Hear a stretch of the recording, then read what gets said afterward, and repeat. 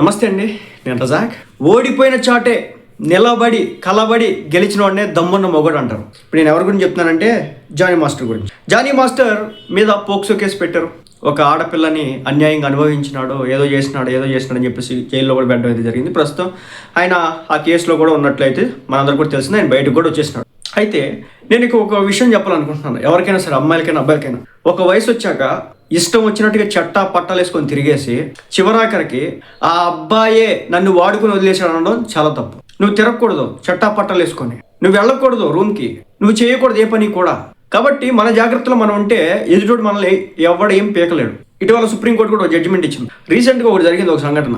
ఒక 19 సంవత్సరాల అబ్బాయి, 21 సంవత్సరాల అమ్మాయి, వాళ్ళిద్దరు మేజర్లు అనమాట. సో ఇంట్లో గొడవ అయింది, తెలిసింది. వీళ్ళిద్దరు ఏదో సహజీవనం లాంటివి చేస్తున్నారని చెప్పేసి కోర్టుకు పోయినారు పేరెంట్స్. పోతే మేజర్లు అయినటువంటి ఎవరైనా సరే ఉండొచ్చు, కలిసి ఉంటే ఇబ్బంది లేదు. అంటే ఒకళ్ళ మీద ఒకళ్ళకి ఇష్టంతో, ప్రేమతో, అభిమానంతో ఏది చేసుకున్నా ఇబ్బంది లేదన్నట్టుగా చెప్పింది. దీన్ని బట్టి అర్థం ఏంటి? కాబట్టి పెళ్ళైన తర్వాత ఇలాంటి రంకు బాగోతాలు చేస్తారంటే తప్పు. అది పెళ్లి కాకముందు కూడా చేయడం తప్పే. ఎందుకంటే మన ధార్మిక శాస్త్రాల ప్రకారం కావచ్చు, ప్రస్తుతం ఉన్న రోజుల్లో కావచ్చు, అలాంటి పనులు చేస్తే కనుక అనారోగ్య సమస్యలు వచ్చి పోతారు. పుట్టే పిల్లలు కూడా అతి దారుణంగా పుడతారు. ఆ విషయాన్ని అయితే గమనించండి. సో ఈ అసలు విషయం ఏంటంటే, జానీ మాస్టర్ అతని లైఫ్లో చాలా ఒడిదుడుకులు అయినాయి. తన మీద పోక్సో కేసు పడిన తర్వాత తనకున్నటువంటి పదవి నుంచి తొలగించేశారు. ఆ తర్వాత తెలుగు సినిమా ఇండస్ట్రీలో కూడా అతనికి ఇంచుమించు అవకాశాలు అయితే తగ్గినాయి. బట్ కొంతమంది వ్యక్తులు ఆయన బ్యాక్ ఉండి సపోర్ట్ అయితే నిలబడ్డారు. ఆ టైంలో పొలిటికల్ పార్టీలు కూడా ఆయనకి అయితే దగ్గరలో లేవు. ఇదంతా ఇప్పుడు నేను ఎందుకు చెప్తున్నానంటే, ఆయన్ని ఎక్కడి నుంచి అయితే తొలగించేసినారో ఈ రోజున అక్కడే మళ్ళీ గెలిచాడు. దీని అర్థం ఏంటంటే, మనం పని చేసుకుంటూ పోతే కనుక ఫలితం ఆటోమేటిక్గా వస్తుంది. మన మత గ్రంథాలన్నీ కూడా అవే చెప్తున్నాయి. ఇక్కడ ముస్లిం అనో, క్రైస్తవుడనో, హిందూ అనే మ్యాటర్ కాదు. కొంచెం నిజం మాట్లాడదు. నాకు జానీ మాస్టర్ ఏం చుట్టం కాదు, అంతేం బంధుత్వాలు ఏమి లేవు. ఆ విషయాన్ని కూడా గమనించాను. నిరాధారణకు గురైనటువంటి చోటు నుంచే గెలవడం మొదలెడితే ఆ కిక్కే వేరు. సోషల్ మీడియాలో సర్క్యులేట్ అవుతున్న పోస్ట్ నేను చెప్పేది. సుమలత గారు, జానీ మాస్టర్ గారు సతీమణి గారు, Telugu film TV dance association TFTDDA, Telugu film and TV dancers and dance అసోసియేషన్కి అధ్యక్షురాలుగా ఎన్నికయ్యారు. వీళ్ళకి ఎలక్షన్లు జరుగుతూ ఉంటాయి. మా ఎలక్షన్స్ ఎలా జరుగుతూ ఉంటాయి, అలాగే ప్రొడ్యూసర్స్కి సంబంధించి, కౌన్సిల్కి సంబంధించి ఎలక్షన్స్ ఎలా జరుగుతూ ఉంటాయి, అలాగే డాన్సర్స్కి సంబంధించి కూడా ఎలక్షన్స్ జరుగుతూ ఉంటాయి అనమాట.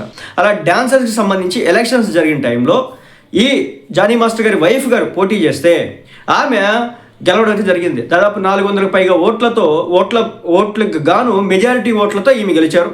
అధ్యక్షుడు, ఉపాధ్యక్షుడు, కార్యదర్శి, కోశాధికారి నుంచి ఈసీ సభ్యుల వరకు 13 మంది వీళ్ళు పెట్టినటువంటి, జానీ మాస్టర్ తరపునటువంటి పెట్టినటువంటి వ్యక్తినే గెలవడం అయితే జరిగింది. ఈ విజయం నిజాలు దాచి నిందలు మోపే ప్రతి ఒక్కరికి ఒక చెంపదెబ్బ అంటూ సోషల్ మీడియాలో ఒక పోస్ట్ అయితే వైరల్ అవుతుంది. దానికి తగినటువంటి సంబరాలు చేసుకున్నటువంటి వీడియో కూడా సోషల్ మీడియా వేదికగా వైరల్ అవుతుంది. జానీ మాస్టర్ గెంతులేసింది, వాళ్ళ వైఫ్ని హగ్ చేసుకుంది. సో హగ్గుకి రొమాన్స్కి చాలా తేడా ఉంటుంది, ఆ విషయాన్ని గమనించండి. కాబట్టి సో ఇదనమాట. లైఫ్లో మనం ఎక్కడ పడ్డామో అక్కడి నుంచి పైకి లాగాల, జీవితంలో నిలదొక్కుకోవాలా. ఎవడైతే మనకి ఛాన్స్ ఇవ్వడంటాడో వాడే వచ్చి ఛాన్స్ అడగాల. మీ సార్ మా సినిమాకి చేయండి సార్ అని. ఇతని మీద పడ్డ నిందల తర్వాత తెలుగు సినిమా ఇండస్ట్రీలో పెద్ద సినిమాలు చేయలేదు, ఎక్కడ కనిపించలా. బాలీవుడ్లో చేసినాడు. కర్ణాటకలో ఇతను చేసినటువంటి సినిమాలకు గాను అక్కడ అభినందించి అతనికి సత్కారాలు జరిగినాయి. తమిళనాడులో సత్కారాలు జరిగినాయి. మళ్ళీ చెప్తున్నాను, ఇద్దరు కలిసి అన్ని టర్మ్స్ బాగున్నప్పుడు ఇష్టం వచ్చినట్టుగా చట్టా పట్టాలు వేసుకుని తిరిగేసి చివరాఖరికి నన్ను మోసం చేశాడంటో అబ్బాయికైనా అమ్మాయికైనా కరెక్ట్ కాదు. మళ్ళీ చెప్తున్నా, కోరికలు అనేవి సమానమే. మనిషి, జంతువు అందరికీ కూడా ఉంటాయి.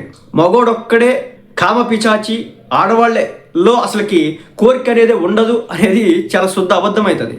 అంటే కొంచెం మన ఇండియన్ సైకాలజీ ప్రకారం కొంచెం లోతుగా మాట్లాడితే బెట్టిగా ఇబ్బందిగా ఉంటాయి. కాబట్టి వెస్ట్రన్ కంట్రీస్లో ఇలాంటి ఇబ్బందుల విషయంలో, ముఖ్యంగా మాట్లాడేటువంటి భాష విషయంలో వాళ్ళు అక్కడ పొరపత్యాలు ఏమి ఉండవు కాబట్టి అంత స్ట్రైట్గా ఉంటారు. బట్ మనం ఇక్కడ మహిళల విషయంలో కావచ్చు, పురుషుల విషయంలో కావచ్చు, కొంత వ్యత్యాసాన్ని చూపుతూ గౌరవంతో కూడినటువంటి పదాలతో మాత్రమే మాట్లాడాల్సి ఉంటుంది. కాబట్టి నేను లోనికి వెళ్ళి మాట్లాడట్లేదు. కానీ ఒకటైతే చెప్పదలుచుకుంటున్నా, ఎక్కడ ఓడిపోయినాడు జానీ మాస్టర్ అక్కడే గెలిచి చూపించిన.